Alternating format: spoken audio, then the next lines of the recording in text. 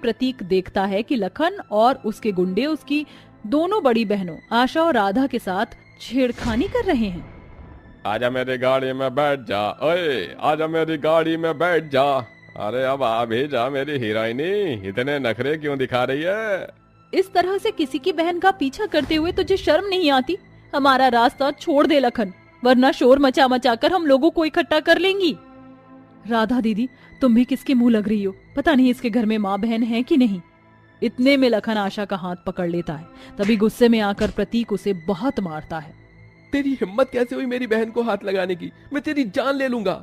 प्रतीक, मेरे भाई छोड़ दे उसे, घर चल। ले जा इसे। अरे तेरी बहनें 27 की उम्र में खुले सांड की तरह सड़कों पर घूमेंगी तो यही होगा। घर आकर प्रतीक आंसू भरी आंखों के साथ अपनी बहनों से कहता है, आशा दीदी, राधा दीदी, बस बड़ी बहन होने का बहुत फर्ज निभा लिया आपने।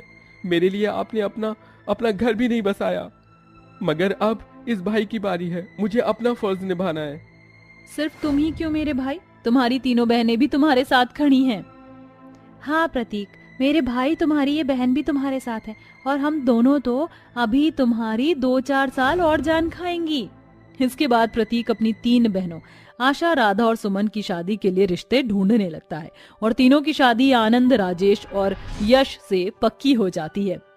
प्रतीक, सबसे छोटे भाई होकर भी अपनी बहनों के लिए जो कर रहे हो वो बहुत बड़ी बात है। हमें तुम्हारी बहनें पसंद है और हमें कोई भी दहेज नहीं चाहिए।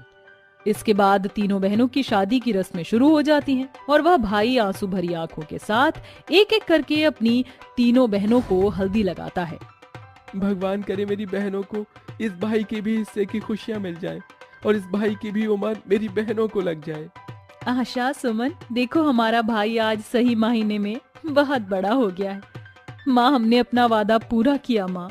इसके बाद बड़े ही धूमधाम से प्रतीक अपनी बहनों की शादी करके उन्हें डोली में बिठाकर विदा करके भाई होने का हक और फर्ज दोनों ही बड़ी